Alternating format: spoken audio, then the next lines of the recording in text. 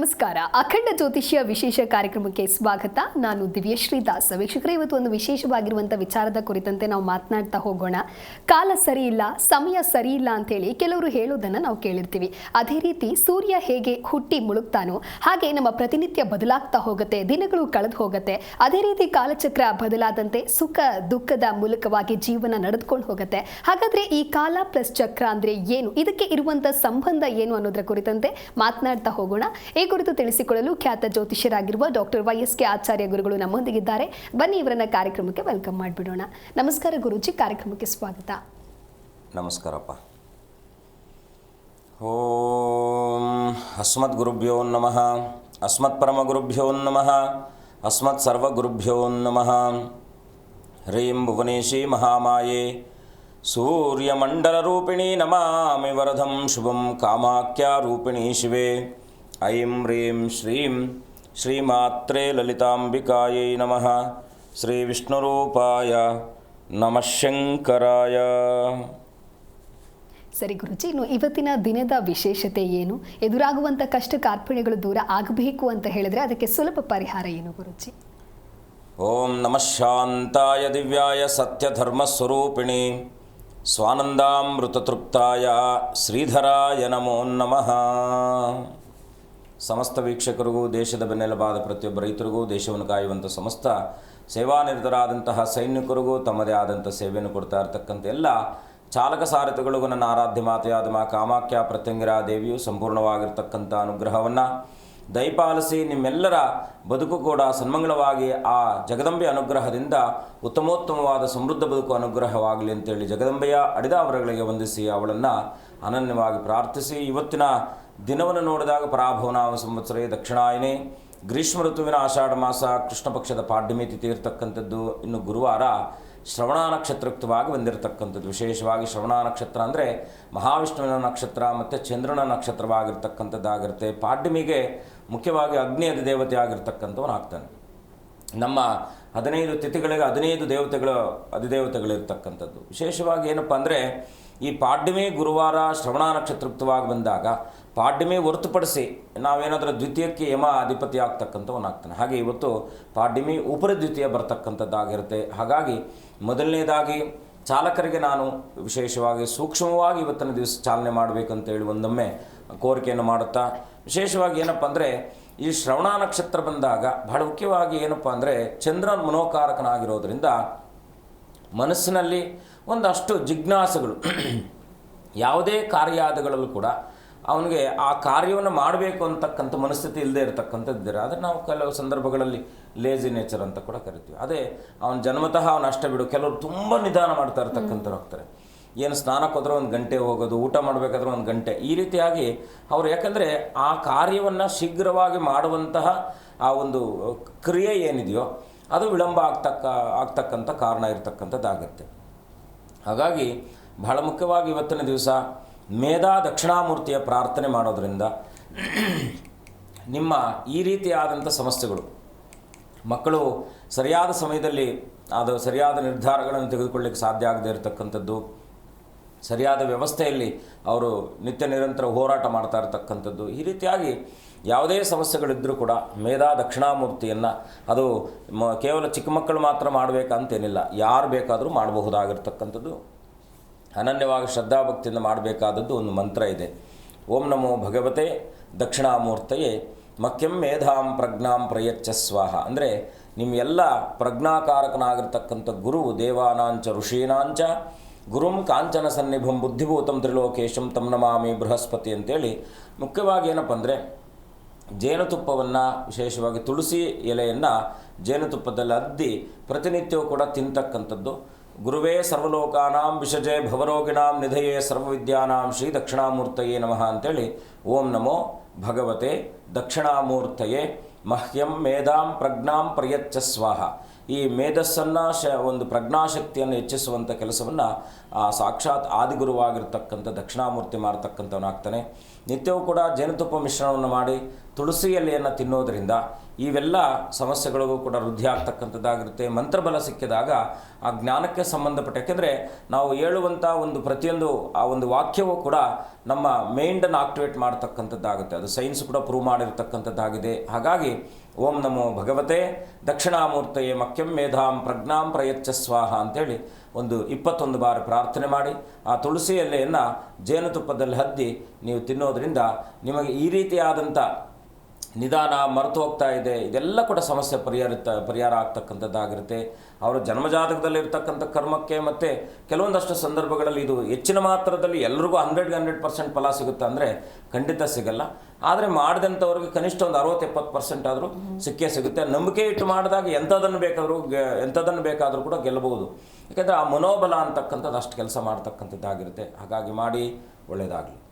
ಸರಿ ಗುರೂಜಿ, ಇನ್ನು ಕಾಲದ ಹೊಡೆತದಿಂದ ಯಾರೂ ಕೂಡ ತಪ್ಪಿಸಿಕೊಳ್ಳೋದಕ್ಕೆ ಸಾಧ್ಯ ಇಲ್ಲ ಅನ್ನುವಂಥ ಮಾತಿದೆ. ಅದೇ ರೀತಿ ಇವತ್ತಿನ ವಿಚಾರ ಕರ್ಮ ಕಾಲಚಕ್ರ. ಹಾಗಾಗಿ ಈ ಕರ್ಮ ಮತ್ತು ಕಾಲಚಕ್ರ ಅಂದರೆ ಏನು, ಎರಡಕ್ಕೂ ಇರುವಂಥ ಸಂಬಂಧವನ್ನು ಯಾವ ರೀತಿ ವಿಶ್ಲೇಷಿಸ್ತೀರಾ ಗುರೂಜಿ? ನಮಸ್ಸೂರ್ಯಾಯ ಶೀತರುಚಯೇ ಧರಣೀಸುತಾಯ ಸೌಮ್ಯಾಯ ದೇವಗುರುವೇ ಭೃಗನಂದನಾಯ ಸೂರ್ಯಾತ್ಮಜಾಯ ಭುಜಗಾಯ ಚ ಕೇತುವೆ ಚ ನಿತ್ಯಂ ನಮೋ ಭಗವತೆ ಗುರುವೇವರಾಯ ಆದಿತ್ಯಾದಿ ನವಗ್ರಹ ದೇವತಾಯೇ ನಮಃ ಅಂತೇಳಿ ನಮಗೆ ಬಹಳ ಮುಖ್ಯವಾಗಿ ಇದೊಂದು ಸಬ್ಜೆಕ್ಟ್ ಏನಪ್ಪ ಅಂದರೆ ಕರ್ಮ ಮತ್ತು ಕಾಲ ಅಂತಕ್ಕಂಥದ್ದು, ಹೇಗೆ ನಾವು ಅದನ್ನು ವಿಭಜಿಸಬೇಕು ಅಂತಕ್ಕಂಥದ್ದು ಬಹಳ ಮುಖ್ಯವಾಗಿರ್ತಕ್ಕಂಥದ್ದು. ಒಬ್ಬ ನೈಪುಣ್ಯನಾಗಿರ್ತಕ್ಕಂಥ ಜ್ಯೋತಿಷಿಗೆ ಯಾವುದೇ ವಿಧಾನದಲ್ಲೂ ಕೂಡ ಎಷ್ಟೇ ದೊಡ್ಡ ವ್ಯಕ್ತಿ ತನ್ನ ಬಳಿ ಬಂದಾಗಲೂ ಕೂಡ ಅವನ ವ್ಯಕ್ತಿತ್ವವನ್ನು ನೋಡ್ತೇವೆ ಹೊರತು, ಅವನ ಸಮಯವನ್ನು ನೋಡ್ತೇವೆ ಹೊರತು, ಅವನಿಗೆ ಎಷ್ಟು ಸ್ಟೇಟಸ್ ಇದೆ ಅಂತಕ್ಕಂಥದ್ದು ನಾವು ನೋಡಲ್ಲ. ಅದು ಯಾರೇ ಆದರೂ ಕೂಡ ಅಷ್ಟೇ. ನೀವೆಷ್ಟು ಈಗ ಒಬ್ಬ ದೊಡ್ಡ ವ್ಯಕ್ತಿ ನಮ್ಮ ಕರ್ನಾಟಕದ ಚೀಫ್ ಮಿನಿಸ್ಟರ್ ಆಗಿರ್ತಕ್ಕಂಥವ್ರು ಬಂದರೂ ಕೂಡ ನಾವು ಅವ್ರ ಚೀಫ್ ಮಿನಿಸ್ಟರ್ ಅಂತಕ್ಕಂಥ ವೈಯಕ್ತಿಕವಾದಂಥ ಅವ್ರಿಗೆ ನಾವು ಗೌರವಾದಿಗಳನ್ನು ಕೊಡ್ಬೋದೇ ಹೊರತು ಶಾಸ್ತ್ರಕ್ರಮದಲ್ಲಿ ಕೊಡಲಿಕ್ಕೆ ಬರಲ್ಲ. ಯಾರೇ ಬಂದರೂ ಒಬ್ಬ ಆತ್ಮ ಅಥವಾ ಒಬ್ಬ ವ್ಯಕ್ತಿ ಅಂತಕ್ಕಂಥದ್ದನ್ನು ಮಾತ್ರ ಗಮನಿಸ್ತೀವಿ, ಸಮಯವನ್ನು ಮಾತ್ರ ಗಮನಿಸ್ತೀವಿ. ಹಾಗೆ ಈ ಜ್ಯೋತಿಷ್ಯದಲ್ಲಿ ಬಹಳ ಮುಖ್ಯವಾಗಿ ಗಮನಿಸಬೇಕಾಗಿರ್ತಕ್ಕಂಥದ್ದು ಏನಂದರೆ, ಜ್ಯೋತಿಷ್ಯ ಅಂತಕ್ಕಂಥದ್ದು ಒಂದು ದೊಡ್ಡ ಸಮುದ್ರದ ಸಾಗರ. ಅದರಲ್ಲಿ ಯಾರೂ ಕೂಡ ಎಷ್ಟೇ ಅದರಲ್ಲಿ ಮಿಂದರೂ ಕೂಡ ಏನನ್ನು ಅವರು ಅಲ್ಲಿ ನೀರಿನಲ್ಲಿ ಇರೋ ತನಕ ಮಾತ್ರ ನಮಗೆ ತೇವ ಇರುತ್ತೆ, ನೀರಿನಿಂದ ಹೊರಗೆ ಬಂದ ನಂತರ ತೇವ ಆರೋಗುತ್ತೆ. ಹಾಗೆ ಕಲಿಕೆಯ ಅದು ಒಂದು ಮಹಾಭಂಡಾರ. ಈ ಜ್ಯೋತಿಷ್ಯ ಅಂತಕ್ಕಂಥದ್ದು ಕರ್ಮ ಮತ್ತು ಕಾಲ ಅಂದರೆ ಏನು? ಕರ್ಮ ಅಂದರೆ ಸಮಯ, ಕಾಲ ಅಂದರೆ ವಿಧಿ. ವಿಧಿ ಅಂದರೆ ಏನು? ನನಗೆ ಯಾಕೋ ಗ್ರಹಗತಿಗಳೇ ಚೆನ್ನಾಗಿಲ್ಲ ಅಥವಾ ನನ್ನ ಗ್ರಹಚಾರನೇ ಚೆನ್ನಾಗಿಲ್ಲ ಅಂತಕ್ಕಂಥ ಮನಸ್ಸನ್ನು ನಾವು ಹೇಳ್ತೀವಿ. ಪ್ಲೇಸು, ಪೀಪಲ್ಲು, ಆಬ್ಜೆಕ್ಟಿವ್ ಅಂತ. ಪ್ಲೇಸ್, ಪೀಪಲ್, ಆಬ್ಜೆಕ್ಟಿವ್ ಅಂತ. ಇದು ನಾವು ಗಮನಿಸಬೇಕಾಗಿರ್ತಕ್ಕಂಥದ್ದು. ಪ್ಲೇಸ್ ಅಂದರೆ ಏನು? ಮುಖ್ಯವಾಗಿ ನಾವೀಗ ಇದಕ್ಕೊಂದು ಎಕ್ಸಾಂಪಲ್ ತಗೊಂಡಾಗ, ಯಾರೋ ಒಬ್ಬ ನಮ್ಮ ಸ್ನೇಹಿತರು ನಾವು ಈ ಥರ ದೇವಸ್ಥಾನಕ್ಕೆ ಹೋಗ್ತಾ ಇದ್ದೀವಿ ಬನ್ನಿ ಅಂತ ಕರೀತಾರೆ. ನಾವು ಹೌದಲ್ಲ, ತುಂಬ ದಿನಗಳಿಂದ ಆ ದೇವಸ್ಥಾನಕ್ಕೆ ಹೋಗಬೇಕು ಅಂದ್ಕೊಂಡಿತ್ತು, ನಾವು ಹೋಗ್ಲಿಕ್ಕೆ ಆಗ್ತಾನೆ ಇಲ್ವಲ್ಲ ಅಂಥೇಳಿ ಅವ್ರು ಕರೆದ್ರು ಅಂದರೆ ನಾವೇನು ಅಂದ್ಕೊಳ್ತೀವಿ, ಸಾಕ್ಷಾತ್ ದೇವರೇ ನಮ್ಮನ್ನು ಅವ್ರ ರೂಪದಲ್ಲಿ ಕರೆದಿದ್ದಾನೆ ಅಂತೇಳಿ ಅವ್ರ ಜೊತೆಲಿ ಹೋಗ್ತೀವಿ. ನಾವು ಹೋಗೋದಕ್ಕಿಂತ ಮುಂಚೆ ಇದ್ದಾಗ ನಮಗೆ ಓವರ್ ಎಕ್ಸ್ಪೆಕ್ಟೇಷನ್ಸ್ ಇರುತ್ತೆ. ಹೋದ ನಂತರದಲ್ಲಿ ಭಕ್ತಿ ಅಂತಕ್ಕಂಥದ್ದು ಅಲ್ಲಿ ಆ ಸಮಯದಲ್ಲಿ ನಾವು ಅಲ್ಲೆಲ್ಲ ಏನೆಲ್ಲ ಆ ಒಂದು ಪ್ರಾಂತ್ಯವಾರದಲ್ಲಿರ್ತಕ್ಕಂಥದ್ದನ್ನು ಪಾಲನೆ ಮಾಡ್ತೀವಿ, ನಂತರ ಬಂದುಬಿಡ್ತೀವಿ. ವರ್ಷಾನುಗಟ್ಲೆಯಿಂದ ಹೋಗ್ತಾ ಇರ್ತಕ್ಕಂಥ ಒಬ್ಬ ಸ್ನೇಹಿತ ನಿಮ್ಮನ್ನು ಆ ಕ್ಷೇತ್ರಕ್ಕೆ ಕರ್ಕೊಂಡು ಹೋಗ್ತಾ ಇದ್ದಾನಂದರೆ ಆ ವ್ಯಕ್ತಿಗೆ ಅಲ್ಲಿ ಉಪಯೋಗ ಆಗಿದೆಯಾ ಆಗಿಲ್ಲ ಅಂತಕ್ಕಂಥದ್ದೇ ಇವತ್ತಿನ ಸಬ್ಜೆಕ್ಟ್. ನಾವು ಬಹಳ ಮುಖ್ಯವಾಗಿ ಗಮನಿಸಬೇಕಾಗಿರ್ತಕ್ಕಂಥದ್ದು ಕರ್ಮ ಅಂದರೆ ನಾವು ಏನೋ ಆಗಾಮಿ ಕರ್ಮ, ಸಂಚಿತ ಕರ್ಮ, ಪ್ರಾರಬ್ಧ ಕರ್ಮ, ಈ ಕರ್ಮ ಅಲ್ಲ. ಈ ಆಗಾಮಿ ಕರ್ಮದಲ್ಲಿ ನಾವು ಮಾಡುವಂಥ ಪ್ರತಿಯೊಂದು ಕೆಲಸವೂ ಕೂಡ ಕರ್ಮವಾಗಿ ನಾವು ಸ್ವೀಕಾರವನ್ನು ಮಾಡ್ತೀವಿ. ಈ ಕರ್ಮ ಅಂತಕ್ಕಂಥದ್ದು ಈಗ ನಾವು ತಿಳಿಸಿದ ಹಾಗೆ ಒಬ್ಬ ವ್ಯಕ್ತಿಗೆ ಒಂದು ದೇವಸ್ಥಾನಕ್ಕೆ ಹೋದಾಗ ಅಲ್ಲಿಂದ ಅವ್ರಿಗೆ ಪಾಸಿಟಿವ್ ಆಗಿ ಆ ಒಂದು ಫಲವನ್ನು ಸಿಕ್ಕಿದಾಗ ಯಾಕೆ ನಾವು ಹೋಗಿ ನಮಗೆ ಆ ಫಲ ಸಿಗಲ್ಲ ಅಂತಕ್ಕಂಥದ್ದು ಬಹಳ ಮುಖ್ಯವಾಗಿ ಮನುಷ್ಯನಿಗೆ ಕನಿಷ್ಠ ಒಂದು ಅವಗಾಹನೆ ಇರಬೇಕಾಗಿರ್ತಕ್ಕಂಥದ್ದು. ಯಾಕಂದರೆ ಇವತ್ತು ಎಲ್ಲ ನಮಗೆ ಕೈಯಲ್ಲಿ ಪ್ರಪಂಚ ಕಾಣ್ತಕ್ಕಂಥ ಒಂದು ವಸ್ತು ನಮ್ಮ ಕೈಯಲ್ಲಿರ್ತಕ್ಕಂಥದ್ದಿದೆ. ಮನುಷ್ಯನಿಗೆ ತಾರಾಬಲ ಅಂತಕ್ಕಂಥ ಬಹಳ ಮುಖ್ಯವಾಗಿ ಬೇಕಾಗಿರ್ತಕ್ಕಂಥದ್ದು. ಈ ತಾರಾಬಲ ಅಂತಕ್ಕಂಥದ್ದು ಮನುಷ್ಯನ ಇವತ್ತಿನಿಂದ ನನಗೆ ಇಂಥ ದಿವಸದಲ್ಲಿ ಏನು ಆಗ್ಬೋದು ಅಂತಕ್ಕಂಥದ್ದನ್ನು ನಾವು ತಾರಾಬಲದಲ್ಲಿ ತಿಳಿಯುವಂಥ ಒಂದು ವ್ಯವಸ್ಥೆ ಇದೆ ಜ್ಯೋತಿಷ್ಯದಲ್ಲಿ. ಇಂಥ ವ್ಯಕ್ತಿಯಿಂದ ನಮ್ಗೆ ಒಳ್ಳೇದಾಗುತ್ತಾ, ಇಂಥ ದೇವರಿಂದ ನಮ್ಗೆ ಒಳ್ಳೇದಾಗುತ್ತಾ ಅಂತಕ್ಕಂಥದ್ದು ಕೂಡ ನಮ್ಮ ಜ್ಯೋತಿಷ್ಯದಲ್ಲಿ ಇರ್ತಕ್ಕಂಥದ್ದು. ಈಗ ಒಂದು ಹಣ್ಣನ್ನು ಸರ್ವೇ ಸಾಮಾನ್ಯವಾಗಿ ಅಷ್ಟು ಸಮಯದಲ್ಲಿ ನಾವು ಹಣ್ಣು ತಿನ್ನಲ್ಲ. ಯಾಕೆ ಅದೇ ಹಣ್ಣನ್ನು ನಾವು ನಿತ್ಯ ನಿರಂತರವಾಗಿ ತಿಂತಾ ಇರ್ತಕ್ಕಂಥ ಹಣ್ಣನ್ನೇ ನಾವು ಒಂದೊಮ್ಮೆ ಸಮಯದಲ್ಲಿ ಅದನ್ನು ತಿರಸ್ಕಾರವನ್ನು ಮಾಡ್ತೀವಿ. ಯಾವ ಪ್ರತಿನಿತ್ಯವೂ ಕೂಡ ಊಟದ ಪದ್ಧತಿಯಲ್ಲೂ ಕೂಡ ಇವತ್ತು ಈ ಊಟ ತಿನ್ನಬೇಕು ಅಂತಕ್ಕಂಥ ಮನೋ ಆಲೋಚನೆ ನಮ್ಮಲ್ಲಿ ಉಟ್ಕೊಳ್ತಕ್ಕಂಥದ್ದಾಗುತ್ತೆ. ಯಾಕೆ ಭಾನುವಾರ ಆದರೆ ಯಾಕೆ ನಾನ್ ವೆಜ್ಜೇ ತಿನ್ನಬೇಕು ಅಂತಕ್ಕಂಥ ಮನಸ್ಥಿತಿ ಬರುತ್ತೆ. ಬೇರೆ ದಿವಸ ಅಂದರೆ ನಿತ್ಯ 7 ದಿವಸಗಳು ತಿನ್ನೋರು ಇರ್ತಕ್ಕಂಥವ್ರು ಇದ್ದಾರೆ. ಎಲ್ಲವನ್ನು ಕೂಡ ನೀವು ಈಗ ಒಂದು ಭಾನುವಾರ ಇಲ್ಲಪ್ಪ ಇಲ್ಲಿ ಹೋಟ್ಲಿಗೆ ಹೋಗಿ ಊಟ ಮಾಡಬೇಕು ಅಂದರೆ ಪ್ರೇರಣಾಶಕ್ತಿ ಅಂತಕ್ಕಂಥದ್ದು ನಮ್ಮನ್ನು ನಿತ್ಯ ನಿರಂತರವಾಗಿ ಪ್ರೇರೇಪಿಸ್ತಾ ಇರ್ತಕ್ಕಂಥದ್ದಾಗುತ್ತೆ. ಇದನ್ನು ನಾವು ಗಮನಿಸಿದಾಗ ಈಗ ಶನಿ ಕರ್ಮಕಾರಕನು ಅಂತ ಕರಿತೀವಿ, ರಾಹು ಭ್ರಮೆ ಅಂತ ಕರಿತೀವಿ, ಗುರುವನ್ನು ಜ್ಞಾನಕಾರಕ ಅಂತ ಕರಿತೀವಿ. ಈ ಭ್ರಮೆ, ಕರ್ಮ, ಜ್ಞಾನ ಈ ಮೂರು ಕೂಡ ನಮ್ಮ ಬದುಕಿನಲ್ಲಿ ಹೇಗೆ ಅದು ನಮ್ಮನ್ನು ಹಿಡಿತದಲ್ಲಿ ಇಟ್ಕೊಂಡಿರುತ್ತೆ ಅಂದರೆ, ನಾವು ಮಾಡ್ತಕ್ಕಂಥ ಕರ್ಮದ ಮೇಲೆ ನಮಗೆ ಅವಗಾಹನೆ ಇದ್ದರೂ ನಾವು ಆ ಕರ್ಮವನ್ನು ಮಾಡಿದಾಗ ಅದಕ್ಕೆ ನಾವೇನಂತೀವಿ ಸಮಯ ಅಥವಾ ವಿಧಿ ಅಂತ ಕರಿತೀವಿ ಅಲ್ವಾ? ಸರಿ ಗುರುಜಿ, ಈ ಕುರಿತಾಗಿ ಮತ್ತಷ್ಟು ಮಾತನಾಡ್ತಾ ಹೋಗೋಣ. ಒಬ್ರು ಕಾಲರ್ ಇದ್ದಾರೆ, ದಾವಣಗೆರೆಯಿಂದ ಬಸವರಾಜಪ್ಪ ಅಂತ ಹೇಳಿ ಕರೆ ಮಾಡಿದ್ದಾರೆ. ನಮಸ್ಕಾರ. ನಮಸ್ಕಾರ ಮೇಡಮ್. ಯಾರ ಬಗ್ಗೆ ಕೇಳಬೇಕಾಗಿತ್ತು ಹೇಳಿ? ನಮ್ಮ ಬಗ್ಗೆನೇ ಕೇಳ್ತಾ ಇತ್ತು. 1 ರಿಂದ 30 ಒಳಗೆ ಯಾವ್ದಾದ್ರು ಒಂದು ಸಂಖ್ಯೆಯನ್ನು ಆಯ್ಕೆ ಮಾಡಿ. 15 ಮೇಡಮ್. ಓಕೆ, ಗುರುಗಳಿದ್ದಾರೆ, ನಿಮ್ಮ ಪ್ರಶ್ನೆ ಏನು ಅಂತ ತಿಳಿಸಿ. ಗುರುಜಿ ನಮಸ್ಕಾರ. ನಮಸ್ಕಾರ, ಹೇಗಿದ್ದೀರಾ? ಚೆನ್ನಾಗದ ಗುರುಜಿ, ನೀವು ಹೇಗಿದ್ದೀರಿ? ಚೆನ್ನಾಗಿದ್ದೀನಿ, ತಾಯಿ ಅನುಗ್ರಹ ಒಳ್ಳೇದಾಗಲಿ. ಏನು ಮಾಡ್ಕೊಂಡಿರೋದು ನೀವು? ನಾವು ವ್ಯವಸಾಯ ಮಾಡ್ತಾ ರೈತರು ಗುರುಜಿ. ನಮ್ಮ ಮುಂದಿನ ಭವಿಷ್ಯ ಹೇಗಿದೆ ಹೆಂಗ ಅಂತ ಕೆಲವು ಸಂದರ್ಭಗಳು ಏನು ನಕ್ಷತ್ರ ನಿಮ್ಮದು? ಧನಸ್ಥ ರಾಶಿ. ಗೊತ್ತಿಲ್ಲ. ಪೂರ್ವಾಷಾಢ ನಕ್ಷತ್ರನಾ? ಯಾವ್ದು ಗೊತ್ತಿಲ್ಲ ಗುರುಜಿ, ನಮಗೆ ಹಿಂದೆ ಡೇಟ್ ಬರ್ದಟ್ಟಲ್ಲ ಏನಲ್ಲ. ಅಲ್ಲ 71 ವರ್ಷ. ಏನು ಕೇಳಬೇಕಿತ್ತು? ಮುಂದಿನ ಭವಿಷ್ಯ ಹೇಗಿದೆ ಏನಂದರೆ ಕೆಲವು ಸಂದರ್ಭಗಳಲ್ಲಿ ನಾವು ಮನಸ್ಥಿತಿ ಮತ್ತು ವಸ್ತುಸ್ಥಿತಿಗಳನ್ನು ಅರ್ಥ ಮಾಡ್ಕೊಳ್ಬೇಕಾಗತ್ತೆ. ಸೊ ಕೆಲವು ಸಂದರ್ಭಗಳಲ್ಲಿ ನಾವು ವಯೋಮಾನಕ್ಕೆ ಸಹಜವಾದ ಒಂದಷ್ಟು ಸಮಸ್ಯೆಗಳು ನಮ್ಮನ್ನು, ಅಥವಾ ಆರೋಗ್ಯದ ಸಮಸ್ಯೆ, ಹಣಕಾಸಿನ ಸಮಸ್ಯೆ ನಮ್ಮನ್ನು ಪೀಡಿಸ್ಬೋದು. ಇದಕ್ಕೆ ಮುಕ್ತಿಧಾಮಗಳು ಅಂತ ಇರ್ತವೆ. ನೀವು 70 ವರ್ಷ ಅಂತ ಹೇಳ್ತಿದ್ದೀರಾ, ಸಾಧ್ಯವಾದಷ್ಟು ಸ್ವಲ್ಪ ಮನಸ್ಸನ್ನು ಹಗುರವಾಗಿಟ್ಕೊಂಡು ಮೊಮ್ಮಕ್ಕಳ ಜೊತೆಯಲ್ಲಿ ಕಾಲ ಮಾಡ್ತಕ್ಕಂಥ ಒಂದು ಸಮಯ.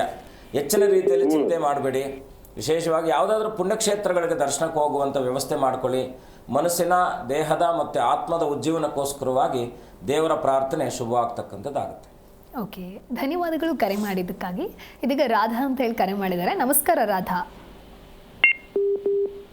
ನಮಸ್ಕಾರ ರಾಧಾ, ಧ್ವನಿ ಕೇಳಿಸ್ತಿದ್ಯಾ? ನಮಸ್ತೆ ಮೇಡಮ್. ನಮಸ್ತೆ ಮೇಡಮ್. ಓಕೆ, ಎಲ್ಲಿಂದ ಕರೆ ಮಾಡ್ತಾ ಇದ್ದೀರಾ? ಕೊಲ್ಲಾಪುರದಿಂದ ಮೇಡಮ್. ಯಾರ ಬಗ್ಗೆ ಕೇಳಬೇಕಾಗಿತ್ತು ಹೇಳಿ? ನನ್ನ ಮಗನ ಬಗ್ಗೆ ಕೇಳಬೇಕಿತ್ತು ಮೇಡಮ್. ಓಕೆ, 1 ರಿಂದ 30 ಒಳಗೆ ಯಾವುದಾದ್ರೂ ಒಂದು ನಂಬರನ್ನು ಆಯ್ಕೆ ಮಾಡಿ. Madam 18 madam. ಗುರುಗಳಿದ್ದಾರೆ, ಮಾತನಾಡಿ. ನಮಸ್ಕಾರ ತಾಯಿ, ಹೇಗಿದ್ದೀರಾ? ನಮಸ್ತೆ ಗುರುಜಿ, ಧನ್ಯವಾದಗಳು ಗುರುಜಿ. ಅಮ್ಮ, ತಾಯಿ ಒಳ್ಳೇದು ಮಾಡಲಿ. ಬೆಳಗ್ಗೆ ಎಲ್ಲ ನೋಡ್ತಾ ಇರ್ತೀನಿ ಗುರುಜಿ, ತುಂಬಾ ಚೆನ್ನಾಗಿ ಬರುತ್ತೆ ಗುರುಜಿ. ತಾಯಿ ಒಳ್ಳೇದು ಮಾಡಲಿ. ತಾಯಿ, ಏನು ಪ್ರಶ್ನೆ ನಿಮ್ಮದು? ಗುರುಜಿ ಡಿಗ್ರಿ ಓದಿದ್ದಾನೆ, 20 ವರ್ಷ. ಮುಂದೆ ಭವಿಷ್ಯ ಹೆಂಗಿದೆ ಗುರುಜಿ? ಎಜುಕೇಶನ್, ಡ್ಯೂಟಿ ಹೆಂಗ್ ಮೇಡಮ್ ಗುರುಜಿ? ಅಮ್ಮ, ನೀವು ಅಂದ್ಕೊಂಡಿರೋ ಆಲೋಚನೆಯಲ್ಲಿ ಖಂಡಿತ ನಿಮ್ಗದೊಂದು ಸ್ವಲ್ಪ ಮಾನಸಿಕವಾಗಿ ಒತ್ತಡ ಹೆಚ್ಚಾಗಿರ್ಬೋದು. ಅದು ಪ್ರತಿಯೊಬ್ಬ ತಂದೆ ತಾಯಿಗಳಿರ್ತಕ್ಕಂಥ ಒಂದು ಆತಂಕ. ಹಾಗಾಗಿ ಚಿಂತೆ ಮಾಡ್ತಕ್ಕಂಥದ್ದು ಏನು ನೀವು ಇದಿಲ್ಲಮ್ಮ. ಏನಂದರೆ ಇವನು ಸ್ವಲ್ಪ ಮುಂಗೋಪ್ತನ ಇರ್ತಕ್ಕಂಥವನಾಗ್ತಾನೆ, ಸ್ವಲ್ಪ ಕೋಪಿಷ್ಠನಾಗಿರ್ತಾನೆ ಅಲ್ವಾ? ಗುರುಜಿ, ಸಿಂಹರಾಶಿ ಗುರುಜಿ, ಮಂಜುನಾಥ ಅಂತ ಹೆಸರು. ಅದೇ, ಸ್ವಲ್ಪ ಕೋಪಿಷ್ಠನಾಗಿರ್ತಕ್ಕಂಥವನಾಗ್ತಾನೆ. ಅಂದರೆ ಇವನನ್ನು ನೀವು ಹೇಗೆ ಸಾಕಬೇಕಪ್ಪ ಅಂದರೆ ಒಂದು ಗಿಣಿ ಮರಿ ಥರ ಸಾಕಬೇಕು. ಸೌಮ್ಯವಾಗಿ ನಾವು ಇವನನ್ನು ಸ್ವಲ್ಪ ಯಾಕೆಂದರೆ ಹೆಚ್ಚಿನ ರೀತಿಯಲ್ಲಿ ರೂಢಿಯನ್ನು ಮಾಡಬಾರ್ದು. ರೂಢತ್ವದಲ್ಲಿ ಇವ್ರು ಮುಂದೆ ಹೋದರೆ ಸ್ವಲ್ಪ ವ್ಯತಿರೇಕವಾದ ಫಲಗಳನ್ನು ಕೊಡ್ತಕ್ಕಂಥನಾಗುತ್ತೆ. ಸ್ವಲ್ಪ ಸ್ನೇಹಿತರ ಸಹವಾಸವನ್ನು ಕಡಿಮೆ ಮಾಡಿಸಿ, ಸಾಧ್ಯವಾದಷ್ಟು ಮನೆಯಲ್ಲೇ ಇರುವಂಥ ವ್ಯವಸ್ಥೆಯನ್ನು ಮಾಡಿ ಖಂಡಿತ ಒಳ್ಳೆಯದಾಗುತ್ತೆ. ಗೌರ್ಮೆಂಟು ಅಂದರೆ ಮುಖ್ಯವಾಗಿ ಇವನಿಗೆ ಸರ್ಕಾರದ ಉದ್ಯೋಗದ ಯೋಗ ಇದೆ. ಅದರೊಟ್ಟಿಗೆ ಲಕ್ಷ್ಯ ವಹಿಸಿ ಪ್ರಯತ್ನ ಪಟ್ಟಾಗ ಖಂಡಿತ ಒಳ್ಳೆಯದಾಗುತ್ತೆ. ಮನೆ ದೇವರಲ್ಲಿ ಪ್ರಾರ್ಥನೆ ಮಾಡ್ಕೊಳ್ಳಿ. ಪ್ರತಿ ಬುಧವಾರ ಮಹಾವಿಷ್ಣುವಿನ ಆರಾಧನೆ ಮಾಡ್ತಕ್ಕಂಥ ವ್ಯವಸ್ಥೆ ಮಾಡಿ ಖಂಡಿತ ಲಾಭ ಆಗುತ್ತಮ್ಮ. ಒಳ್ಳೆಯದಾಗಲಿದೆ. ಓಕೆ, ಧನ್ಯವಾದಗಳು ಕರೆ ಮಾಡಿದ್ದಕ್ಕಾಗಿ. ಇದೀಗ ಭಾರತಿ ಭಾಯಿ ಅಂತ ಹೇಳಿ ಕರೆ ಮಾಡಿದ್ದಾರೆ. ನಮಸ್ಕಾರ. ನಮಸ್ಕಾರ, ಧ್ವನಿ ಕೇಳಿಸ್ತಾ ಇದೆಯಾ ಭಾರತಿ? ಕೇಳಿಸ್ತಾ ಇದೆಯಾ? ಟಿವಿ ನೋಡ್ಕೊಂಡು ಮಾತಾಡಬೇಡಿ, ಕರೆ ಕಟ್ಟಾಗತ್ತೆ. ಹೇಳಿ, ಎಲ್ಲಿಂದ ಕರೆ ಮಾಡ್ತಾ ಇದ್ದೀರಾ? ಹೇಳಿ ಮೇಡಮ್. ಎಲ್ಲ ಸ್ವಲ್ಪ ಜೋರಾಗಿ ಮಾತನಾಡಿ. ಆಯ್ತು ಮೇಡಮ್. ಹೇಳಿ, ಏನು ಕೇಳಬೇಕಾಗಿತ್ತು? ನಮ್ಮ ಮೊಮ್ಮಗಳ ಬಗ್ಗೆ ಮತ್ತೆ ವಿದ್ಯಾಭ್ಯಾಸದ ಕಡೆ ಕೇಳಬೇಕಾಗಿತ್ತು. ಓಕೆ, 1ರಿಂದ 30ರೊಳಗೆ ಯಾವುದಾದ್ರೂ ಒಂದು ನಂಬರನ್ನು ಆಯ್ಕೆ ಮಾಡಿ. 24. ಗುರುಗಳಿದ್ದಾರೆ, ಹೇಳಿ. ನಮಸ್ಕಾರ ತಾಯಿ, ಹೇಗಿದ್ದೀರಾ? ಚೆನ್ನಾಗಿದ್ದೀನಿ ಸ್ವಾಮಿ. ಅಮ್ಮ ನಮ್ಮ ಒಳ್ಳೆ ಮಗಳ ತಾಯಿ ಬಗ್ಗೆ ಕೇಳಬೇಕಿತ್ತು ತಾಯಿ ಒಳ್ಳೇದು ಮಾಡಲಿ. ಏನು ಪ್ರಶ್ನೆ ನಿಮ್ಮದು ಸರ್? ತಾಯಿ? ನಿಮ್ದು ಏನು ಕೇಳ್ಬೇಕು ಅನ್ಕೊಂಡಿದ್ದೀರಾ? ಅವರು ವಿದ್ಯಾಭ್ಯಾಸದ ಬಗ್ಗೆ ಮುಂದೆ ಯಾವ ಥರ ಅವರು ಅಂತ ಅಂದ್ಬಿಟ್ಟು ಕೇಳೋಣ ಅಂತ ಸರ್. ಖಂಡಿತ ಚಿಂತೆ ಮಾಡುವ ಏನು ಅಗತ್ಯ ಇಲ್ಲ. ಅಮ್ಮನವರ ಆರಾಧನೆಯನ್ನು ಯಾವುದೋ ಕಾರಣಾಂತರಗಳಿಂದ ಬಿಟ್ಟಿದೆ ಅಂತಕ್ಕಂಥದ್ದು ತೋರಿಸ್ತದೆ. ಎಲ್ಲಾದರೂ ಪುಣ್ಯಕ್ಷೇತ್ರಗಳಿಗೆ ಹೋಗ್ತಾ ಇದ್ರೆ ಮುಂಚೆ? ಅವತ್ತು ಅವ್ರ ಅಜ್ಜಿ ಮನೇಲಿ ಹೋಗ್ತಾ ಇದ್ರು. ಅಲ್ಲಮ್ಮ, ನೀವೆಲ್ಲಾದ್ರೂ ಅಮ್ಮನವ್ರ ಸನ್ನಿಧಾನಗಳಿಗೆ ಹೋಗ್ತಿದ್ರಾ? ಮಂತ್ರಾಲಯಕ್ಕ ತಾಯಿ, ಯಾವುದಾದ್ರೂ ದೇವಿ ದೇವಸ್ಥಾನಕ್ಕೆ ನಿರಂತರವಾಗಿ ಹೋಗ್ತಿದ್ರಾ ಅಂದೆ? ಹೋಗ್ತಿದ್ದೆವು ಸ್ವಾಮಿ. ಇವಾಗ ಹೋಗ್ತಿದ್ದೀರಾ? ಹೋಗ್ತಾ ಇರ್ತೀವಿ ಅವಾಗ ಅತಿಲಕ್ಕಮ್ಮನಿಗೆ, ಜಲಗಾರಮ್ಮನಿಗೆ, ಕೋಟೆ ಮಾರಮ್ಮನಿಗೆ, ಇದಕ್ಕೆಲ್ಲ ಹೋಗ್ತಾ ಇರ್ತೀವಿ. ನಾಗಮಂಗ್ಲ ನಾಗಮಂಗ್ಲಕ್ಕೆ ಹೋಗಿಲ್ಲ ಸ್ವಾಮಿ. ಇಲ್ಲೇ ಮಾಗಡಿ ತಾಲೂಕು ನಮ್ದು, ಮಾಗಡಿ. ಅಟ್ಟಿಲಕ್ಕಮ್ಮ ಜಲದಿಗೆರಮ್ಮ ಅಲ್ಲೇ ಇರೋದಲ್ವಾ? ಯಡಿಯೂರಲ್ಲಿ ಇದ್ದಾರೆ ಸ್ವಾಮಿ. ಅಮ್ಮ, ಏನು ನೀವು ಹೇಳಿರ್ತಕ್ಕಂಥ ಸಂಖ್ಯೆಗೆ ಅನುಸಾರವಾಗಿ ಆಲೋಚನೆ ಮಾಡಿದಾಗ ಖಂಡಿತ ಏನು ಚಿಂತೆ ಮಾಡುವ ಅಗತ್ಯ ಇಲ್ಲ. ಒಳ್ಳೆಯ ವ್ಯವಸ್ಥೆ ಇದೆ, ಗುರುವಿನ ಸಂಪೂರ್ಣವಾಗಿರ್ತಕ್ಕಂಥ ಅನುಗ್ರಹ ಇದೆ. ಆದರೆ ಅಮ್ಮನವರ ಒಂದು ಏನೋ ನೀವು ಸಂಕಲ್ಪ ನಿರ್ವಹಿಸಿಲ್ಲ ಅಂತಕ್ಕಂಥದ್ದು ತೋರಿಸ್ತಾ ಇದೆ. ಹಾಗಾಗಿ ಅಮ್ಮನವ್ರ ಹತ್ರ ಹೋಗಿ ಅನನ್ಯವಾಗಿ ಪ್ರಾರ್ಥನೆ ಮಾಡಿ ನಿಮ್ಮ ಕಾರ್ಯಾದಿಗಳಲ್ಲಿ ಸತ್ಫಲ ಕಾಣ್ತಕ್ಕಂಥದ್ದಾಗುತ್ತೆ. ಇದು ನಮ್ಮ ಮಗುದು ಬರ್ತ್ ಅಪ್ಡೇಟ್ ಏನು ಬೇಡವಾ ಸ್ವಾಮಿ? ಅಮ್ಮ, ನಮ್ಮ ಮಗುದು ಬರ್ತ್ ಅಪ್ಡೇಟ್ ಏನು ಬೇಡವಾ? ಬರ್ತಾಪ್ ನೀವು ಹೇಳಿದಂಥ ಸಮಯವೇ ಸಾಕು. ನಮಗೆ ಅನುಕೂಲ ಆಗುತ್ತಾ ಅನುಕೂಲ ಆಗಲ್ಲ ಅಂತಕ್ಕಂಥದ್ದು ತಿಳಿಸ್ಬೋದು. ಖಂಡಿತ ಅನುಕೂಲ ಆಗುತ್ತೆ, ಚಿಂತೆ ಮಾಡುವ ಅಗತ್ಯ ಇಲ್ಲ ತಾಯಿ. ಅವರು ಆಗಸ್ಟ್ 31 9ನೇ ಇಸ್ವಿ ಸೋಮವಾರ ಮಧ್ಯಾಹ್ನ 3:35 ಕೊಟ್ಟಿರೋದು. ಹಾಗಾಗ್ಬಿಟ್ಟು ಕೇಳೋಣ ಅಂತ ಸ್ವಾಮಿ. ಏನು ನಕ್ಷತ್ರ ಗೊತ್ತಿಲ್ಲ ಸ್ವಾಮಿ, ನಾನು ನೋಡ್ಕೊಂಡಿಲ್ಲ. ಅವ್ರಿಗೆ ಬಬಿತಾ ಸಿಂಗ್ ಅಂತ ಕರೀತಾ ಇದ್ದೀವಿ. ನೀವು ನಮಗೆ ಕಚೇರಿಗೆ ಸಂಪರ್ಕಿಸಿ, ನಿಮ್ಗೆ ನಾನು ವೈಯಕ್ತಿಕವಾದ ಜಾತಕ ವಿಶ್ಲೇಷಣೆ ಮಾಡ್ತೀನಿ. ಒಳ್ಳೆಯದಾಗಿ. ಓಕೆ, ಧನ್ಯವಾದಗಳು ಕರೆ ಮಾಡಿದ್ದಕ್ಕಾಗಿ. ಗುರುಜಿ, ಕರ್ಮ ಕಾಲಚಕ್ರದ ಬಗ್ಗೆ ತಿಳಿಸ್ಕೊಡ್ತಾ ಇದ್ರಿ. ವಸ್ತುಸ್ಥಿತಿ, ಮನಸ್ಥಿತಿ, ಗ್ರಹಸ್ಥಿತಿ ಅಂದರೆ ಏನು, ಈ ಬಗ್ಗೆ ತಿಳಿಸೋದಾದ್ರೆ? ವಸ್ತು ಅಂದರೆ ಏನು? ಪ್ರಾಕ್ಟಿಕಲ್ ಆಗಿ ನಾವು ಯಾವುದನ್ನು ನಮ್ಮ ಸಮಯವನ್ನು ಅದು ತನ್ನ ಹಿಡಿತದಲ್ಲಿ ಇಟ್ಕೊಂಡು ನಮ್ಮನ್ನು ಹಾಗೆ ನಡೆಸ್ತಾ ಇರತಕ್ಕಂಥದ್ದಾಗುತ್ತೆ. ಅದಕ್ಕೆ ನಾವು ವಸ್ತುಸ್ಥಿತಿ ಅಂತ ಕರಿತೀವಿ. ಮತ್ತು ನಾವು ಗ್ರಹಸ್ಥಿತಿ ಅಂದರೆ ಅಂದ್ರೇ ಮುಖ್ಯವಾಗಿ ಈ ವಸ್ತುಸ್ಥಿತಿಗೆ ಇರ್ತಕ್ಕಂಥ ತನ್ನ ಮೂಲ ಆಧಾರನೇ ಗ್ರಹ.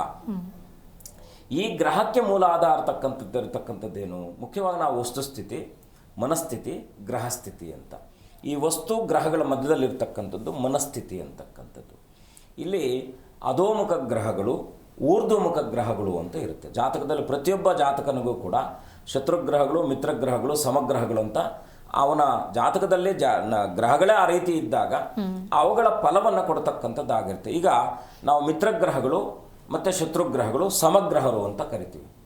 ಇದು ಊರ್ಧ್ವಮುಖ ಗ್ರಹಗಳು, ಅಧೋಮುಖ ಗ್ರಹಗಳು. ಗ್ರಹಗಳ ಮುಖ್ಯವಾಗಿ ಜಾತಕದಲ್ಲಿ ಅವನ ಬದುಕನ್ನು, ಈಗ ಒಂದು ಹೂವನ್ನು ತೋಟದಲ್ಲೇ ಗಿಡದಲ್ಲೇ ಬಿಟ್ಟಾಗ ಅದರ ಆಯುಸ್ಸಿನ ಪ್ರಮಾಣ ಸ್ವಲ್ಪ ಹೆಚ್ಚಿರತಕ್ಕಂಥದ್ದಾಗುತ್ತೆ. ಗಿಡದಿಂದ ಅದನ್ನು ಬೇರ್ಪಡಿಸಿದಾಗ ಆಯುಸ್ಸಿನ ಪ್ರಮಾಣ ಕಡಿಮೆ ಆಗುತ್ತೆ. ಹಾಗೆ ಮನುಷ್ಯನ ಜಾತಕದಲ್ಲೂ ಕೂಡ ಆ ಪ್ರಮಾಣಾದಿಗಳ ಏನು ನಾವು ಅದನ್ನು ಗಮನಿಸಿದಾಗ ಬಹಳ ಮುಖ್ಯವಾಗಿ ಸಪ್ರಮಾಣ ಅಂತ ಕರಿತೀವಿ. ಏನೆಲ್ಲ ಇದು ಒಳ್ಳೆಯದಾಗಿರ್ಬೋದು, ಕೆಟ್ಟದಾಗಿರ್ಬೋದು, ಯಾವುದನ್ನು ಬೇಕಾದರೂ ಕೂಡ ಜ್ಯೋತಿಷದಲ್ಲಿ ನಾನು ಮೊದಲನೇ ನಿರೂಪಣೆ ಮಾಡಿದ ಹಾಗೆ ಒಬ್ಬ ವ್ಯಕ್ತಿಯನ್ನಾಗಿ, ಒಂದು ಆತ್ಮವನ್ನಾಗಿ, ಅವನ ಸ್ಟೇಟಸನ್ನು ನೋಡದೆ ನಾವು ಗಮನಿಸ್ತಕ್ಕಂಥದ್ದು. ಅದಕ್ಕೆ ಈ ಗ್ರಹಸ್ಥಿತಿ ಮತ್ತು ಮನಸ್ಥಿತಿ ಅಂತಕ್ಕಂಥದ್ದು ನಾವೇನಪ್ಪ ಅಂದರೆ, ಒಬ್ಬ ಮನುಷ್ಯ ನಾವು ಕರೆದ ತಕ್ಷಣ ನಾವು ಅದ್ರ ಜೊತೆಲಿ ಹೋಗ್ತಾ ಇದ್ದೀವಿ ಅಂದರೆ ಅಲ್ಲಿ ಏನೋ ನಮಗೆ ಒಳ್ಳೆಯದೂ ಆಗ್ಬೋದು, ಕೆಟ್ಟದ್ದು ಆಗ್ಬೋದು. ನಾವು ಅಲ್ಲಿ ಹೋಗೋ ತನಕ ನಮ್ಗೆ ಅಲ್ಲಿ ಏನಾಗುತ್ತೆ ಅಂತಕ್ಕಂಥದ್ದು ಗೊತ್ತಿರಲ್ಲ. ಇಲ್ಲಿ ಗಮನಿಸಬೇಕಾದದ್ದು ಏನಪ್ಪ ಅಂದರೆ, ಒಬ್ಬ ಮನುಷ್ಯನಿಗೆ ತಾರಾಬಲಗಳು ಇರ್ತಕ್ಕಂಥದ್ದು ಇರುತ್ತೆ. ಯಾರೋ ಇವಾಗ ಫಾರ್ ಎಕ್ಸಾಂಪಲ್ ಈಗ ಶನಿ ದಶೆ ಚಂದ್ರಭುಕ್ತಿ ಅಥವಾ ಚಂದ್ರದಶೆ ಶನಿ ಭುಕ್ತಿ ನಡೀತಾ ಇದೆ ಅಂತ ಒಂದು ಗ್ರಹಸ್ಥಿತಿಯನ್ನು ಅಂದರೆ ಗೋಚಾರವನ್ನು ತಿಳ್ಕೊಳ್ಳೋಣ. ಅಂದರೆ ದಶಾನುಕೂಲಕ್ಕೆ ಸಂಬಂಧಪಟ್ಟ ಹಾಗೆ ಚಂದ್ರ ಎಲ್ಲಿದ್ದಾನೆ, ಶನಿ ಎಲ್ಲಿದ್ದಾನೆ ಅಂತಕ್ಕಂಥದ್ದು. ಯಾಕಂದರೆ ಚಂದ್ರ ಮನಃಕಾರಕನಾಗಿರ್ತಕ್ಕಂಥವನು, ಶನಿ ಕರ್ಮಕಾರಕನಾಗಿರ್ತಕ್ಕಂಥವನು. ಒಂದು ಜಾತಕದಲ್ಲಿ ಶನಿ ಮತ್ತು ಚಂದ್ರರ ಸಂಯೋಜನೆ ಅವನ ದಶಾಕಾಲದಲ್ಲಿ ಇವನು ಭುಕ್ತಿಕಾಲ ಬಂತು ಅಂತ ಇಟ್ಕೊಳ್ಳಿ, ಅಥವಾ ಅಂತರ್ಭುಕ್ತಿ ಬಂತಾಗ ಗ್ರಹ ಅದು ಊರ್ಧ್ವಮುಖವಾಗಿದೆಯಾ ಅಧೋಮುಖವಾಗಿದೆಯಾ, ಅಂದರೆ ಆ ಗ್ರಹ ಇವನಿಗೆ ಬಲವನ್ನು ಕೊಡ್ತಾ ಇದೆಯಾ ಕೊಡ್ತಾ ಇಲ್ವಾ ಅಂತಕ್ಕಂಥದ್ದು ತಿಳ್ಕೊಳ್ತಕ್ಕಂಥದ್ದನ್ನು ಭಾಳ ಮುಖ್ಯವಾಗಿ ವಸ್ತುಸ್ಥಿತಿ ಅಂತ ಕರಿತೀವಿ. ಈ ವಸ್ತುಸ್ಥಿತಿಯಿಂದ ಮನಸ್ಥಿತಿಗೆ ನಾವು ಬೇರ್ಪಟ್ಟಾಗ ಅವನ ಸ್ಥಿತಿ ಹೇಗಿದೆ, ಅವನು ಸ್ಟೆಬಲ್ ಆಗಿದ್ದಾನ, ಆ ವ್ಯಕ್ತಿಗೆ ಏನಾದರೂ ಅನಾರೋಗ್ಯದ ಸಮಸ್ಯೆಗಳಿದೆಯಾ, ಹಣಕಾಸಿನ ವಿಚಾರದಲ್ಲಿ ಸಮಸ್ಯೆ ಇದೆಯಾ, ಮತ್ತು ಸಾಂಸಾರಿಕ ವಿಚಾರದಲ್ಲಿ ಗೊಂದಲಗಳಿದೆಯಾ, ಇದೆಲ್ಲವನ್ನು ಕೂಡ ನಾವು ಗ್ರಹಗಳ ಸ್ಥಾನಗಳ ನಿರ್ಧಾರಗಳ ಮೇಲೆ ಅವಲಂಬನೆಯನ್ನು ಮಾಡ್ತಕ್ಕಂಥದ್ದು. ಇನ್ನು ನಾವು ಫಾರ್ ಎಕ್ಸಾಂಪಲ್ ತುಂಬ ಜನಕ್ಕೆ ನಾವು ಅಲ್ಲಿಗೆ ಹೋದ್ವಿ, ಒಳ್ಳೇದಾಯಿತು, ಇನ್ನೊಬ್ರು ಹೇಳ್ತಾರೆ ಇಲ್ಲ ನಾವು ಆ ದೇವಸ್ಥಾನಕ್ಕೆ ಹೋದ್ವಿ, ಎಷ್ಟು ಪ್ರಯತ್ನ ಪಟ್ಟರು ನಮಗೇನು ಎಲ್ಲ ಪೂಜೆಗಳು ಮಾಡಿದ್ವಿ, ಅಲ್ಲಿ ಇರ್ತಕ್ಕಂಥ ಎಲ್ಲ ಪೂಜಾ ಅನುಷ್ಠಾನಗಳನ್ನು ಮಾಡಿದ್ವಿ, 6 ತಿಂಗಳಿಂದ ನಿರಂತರವಾಗಿ ದೇವಸ್ಥಾನಕ್ಕೆ ಹೋಗ್ತಿದ್ದೀವಿ ಅಂತ ಹೇಳಿದಾಗ ಆ ದೇವಸ್ಥಾನದಿಂದ ಉಪಯೋಗ ಆಗಲಿಲ್ಲ ಅಂತ ಹೇಳಿದ ಮಾತ್ರಕ್ಕೆ ಆ ದೇವಸ್ಥಾನದಲ್ಲಿ ಫಲ ಇಲ್ಲ ಅಂತಲ್ಲ. ಯಾರಿಗೆ ಯಾವ ದೇವಸ್ಥಾನದಲ್ಲಿ ಹೋದಾಗ ಆ ದೇವಸ್ಥಾನದ ಫಲ, ದೇವರ ಫಲ ಇವರಿಗೆ ಸಿಗುತ್ತೆ ಅಂತಕ್ಕಂಥದ್ದು ಬಹಳ ಮುಖ್ಯವ. ಅದಕ್ಕೆ ನಾವು ಗ್ರಹಸ್ಥಿತಿ ಅಂತ ಕರಿತೀವಿ. ಸರಿ ಗುರೂಜಿ, ಇನ್ನು ಗೌರಿ ಅಂತ ಹೇಳಿ ಒಬ್ರು ಕಾಲರ್ ಇದ್ದಾರೆ, ಮಾತಾಡ್ಬಿಡೋಣ. ನಮಸ್ಕಾರ ಗೌರಿ. ನಮಸ್ತೆ ಮೇಡಮ್. ಎಲ್ಲಿಂದ ಕರೆ ಮಾಡ್ತಾ ಇದ್ದೀರಾ? ನಾವು ಅಂಕೋಲಾ, ಕಾರವಾರ ಡಿಸ್ಟಿಕ್ ಇಂದ ಅಂಕೋಲಾ. ಓಕೆ, ಯಾರ ಬಗ್ಗೆ ಕೇಳಬೇಕಾಗಿತ್ತು ಹೇಳಿ. ನಮ್ಮ ಮನೆ ಬಗ್ಗೆ ಕೇಳಬೇಕಿತ್ತು ಮೇಡಮ್. 1ರಿಂದ 30 ಒಳಗೆ ಯಾವುದಾದ್ರೂ ಒಂದು ಸಂಖ್ಯೆಯನ್ನು ಆಯ್ಕೆ ಮಾಡಿ. 1ರಿಂದ 30 ಹೌದು ಮೇಡಮ್. 28 ಮೇಡಮ್. ಗುರುಗಳಿದ್ದಾರೆ, ಮಾತನಾಡಿ. ನಮಸ್ಕಾರ ತಾಯಿ. ನಮಸ್ಕಾರ ಗುರುಗಳೇ. ಅಮ್ಮ ಹೇಗಿದ್ದೀರಾ? ಆರಾಮಿದ್ದೀವಿ ಗುರುಗಳೇ. ಏನು ತುಂಬ ಮಾನಸಿಕವಾದ ಗೊಂದಲಗಳಲ್ಲೇ ಒಂದು ಗೊಂದಲದ ಗೂಡಾಗಿ ಇಟ್ಕೊಂಡ್ಬಿಟ್ಟಿದ್ದೀರಾ ಮನಸ್ಸನ್ನು? ನಮಸ್ಕಾರ. ಏನಾಯಿತು? ಏನಿಲ್ಲ ಸರ್, ಮನೆ ಬಗ್ಗೆ ಗುರುಗಳೇ ಕೇಳಬೇಕಿತ್ತು. ಮನೆ ಅಭಿವೃದ್ಧಿ ಬೇಕಿತ್ತು. ನೋಡಿ, ಬದುಕಿನಲ್ಲಿ ಯಾವುದೂ ಕೂಡ ನಮಗೆ ಶಾಶ್ವತವಾಗಿ ನಿಲ್ಲಂಥದ್ದು ಯಾವುದೂ ಇರಲ್ಲ ತಾಯಿ. ಓಕೆ, ಅದು ಯಾರೇ ಆದರೂ ಕೂಡ, ಏನೇ ಸಮಸ್ಯೆ ಬಂದರೂ ಕೂಡ ಅದು ನಮಗೆ ಅದು ಆ ಸಮಯವನ್ನು ತೂಗಿಸುವಂಥ ಶಕ್ತಿ ನಮ್ಗೆ ಇಲ್ಲದೇ ಇದ್ದಾಗ ಅದು ನಮ್ಮನ್ನು ಇನ್ನಷ್ಟು ನೋವಿಗೆ ದೂಡ್ತಕ್ಕಂಥದ್ದಾಗುತ್ತೆ. ಆಗುವ ಚಿಂತೆ ಮಾಡುವ ಅಗತ್ಯವಿಲ್ಲ. ಬಲವಾಗಿ ಗುರುವನ್ನು ಆಶ್ರಯಿಸಿ, ಗುರುಗಳನ್ನು ಪ್ರಾರ್ಥನೆ ಮಾಡಿ. ನಿಮ್ಗೆ ಅನುಕೂಲ ಇದ್ದರೆ ಶ್ರೀಧರಾಶ್ರಮ, ವರದಳ್ಳಿ ಶ್ರೀಧರಾಶ್ರಮಕ್ಕೆ ಹೋಗಿ ಒಂದೊಮ್ಮೆ ಶ್ರೀಧರ ಗುರುಗಳ ಪ್ರಾರ್ಥನೆ ಮಾಡಿ, ಅಲ್ಲಿರ್ತಕ್ಕಂಥ ಸ್ನಾನಾದಿಗಳನ್ನು ಮಾಡಿಕೊಂಡು ಆ ಒಂದು ಕ್ಷೇತ್ರದಲ್ಲಿರ್ತಕ್ಕಂಥ ಸೇವೆಗಳನ್ನು ಪೂರೈಸಿ ಗುರುವನ್ನು ಅನುನಿತ್ಯವಾಗಿ ಪ್ರಾರ್ಥನೆ ಮಾಡಿ. ಖಂಡಿತ ಒಳ್ಳೆಯದಾಗುತ್ತೆ. ಶುಭವಾಗಲಿ ತಾಯಿ. ಓಕೆ, ಧನ್ಯವಾದಗಳು ಕರೆ ಮಾಡಿದ್ದಕ್ಕಾಗಿ. ಗುರುಜಿ ತಿಳಿಸ್ಕೊಡ್ತಾ ಇದ್ರಿ. ಇನ್ನು ಅಂತರ್ಮುಖ ಗ್ರಹ ವಿದಿತ ಫಲ ಅಂತ ಕರೆಯಲಾಗುತ್ತೆ, ಇದನ್ನು ತಿಳಿದುಕೊಳ್ಳೋದು ಹೇಗೆ ಗುರುಜಿ? ಜಾತಕದಲ್ಲಿ ಯಾವ ಗ್ರಹ, ನಾವು ಹೇಳಿದೆ ಆಗಲೇ ತಿಳಿಸಿದ ಹಾಗೆ ಶುಭಾಶುಭ ಗ್ರಹಗಳು ಇರ್ತಕ್ಕಂಥದ್ದಾಗುತ್ತೆ. ಅಂತರ್ಮುಖ ಗ್ರಹ ಅಂದರೆ ಬಲ ಇಲ್ಲದೆ ಇರ್ತಕ್ಕಂಥದ್ದು. ಅವನು ನಿಮ್ಗೆ ಕರ್ಮ ಕೊಡೋಕ್ಕೆ ಕಾಯ್ತಾ ಇರ್ತಾನೆ ಅಲ್ಲಿ. ಅಂದರೆ ನಿಮ್ಗೆ ಈ ರೀತಿಯಾದ ಸಮಸ್ಯೆ ನಿಮಗೆ ತಂದೊಡ್ಲೇಬೇಕು ಅಂತಕ್ಕಂಥ ಸ್ಥಿತಿಯಲ್ಲಿದ್ದಾಗ ಅದಕ್ಕೆ ಸಂಬಂಧಪಟ್ಟ ಹಾಗೆ ನಾವು ಆ ದೇವಸ್ಥಾನಕ್ಕೆ ಹೋಗ್ತಕ್ಕಂಥದ್ದು. ಯಾಕೆಂದರೆ ಗ್ರಹಗಳಿಗೆ ನಾವು ವೃಕ್ಷಗಳು ಅಂತ ಇದೆ. ಈಗ ಹವನಾದಿಗಳನ್ನು ಮಾಡಿದಾಗಲೂ ಕೂಡ ಇಂಥ ಸಮಿಧಗಳನ್ನು ಹಾಕಿ ನಾವು ಹವನವನ್ನು ಮಾಡ್ತಕ್ಕಂಥವ್ರು ಆಗ್ತೀವಿ.